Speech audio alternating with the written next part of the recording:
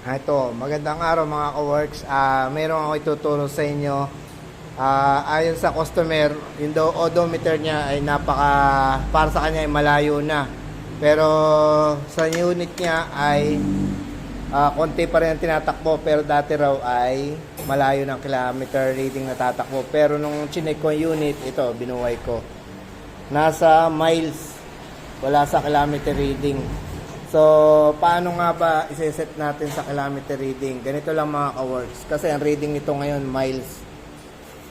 Mas mahaba, maigsi, pero malayo yung equivalent pagdating sa kilometer reading, pagdating sa miles. So, ganito lang gagawin nyo para may balik nyo sa kilometer reading ng meter panel nyo. So, ang una nyong gagawin, patayin nyo muna yung ignition on. Ignition off, sorry. Ignition off muna tayo. Tapos, once na naka-ready na unit natin, ito, yung kanyang menu.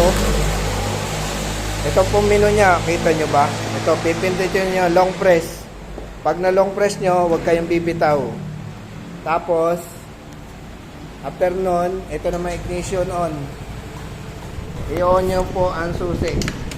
Yan o. I-on nyo ang susi. Tingnan nyo mga ka-works. Yun o. Pag nagkaganyan na, bibitawan nyo yung menu. After mabitawan nyo po yung menu, magbiblink po yung miles. Pindutin nyo lang yung menu nya. Ito. Yun, pindutin nyo lang, babalik po sa kilometer reading. Yan. After nun, long press po ulit. Yan o, long press. Yan, tingnan nyo. After nyo ma-long press, yan, babalik na siya sa kilometer reading. Yan. Kung kanina, nasa around 16,000. Ngayon, ang odometer niya ay 26 kilometer na. Kanina maiksi kasi naka-setting po siya sa miles. So, ganun lang po ang gagawin niyo mga ka-works. Kilometer reading lang.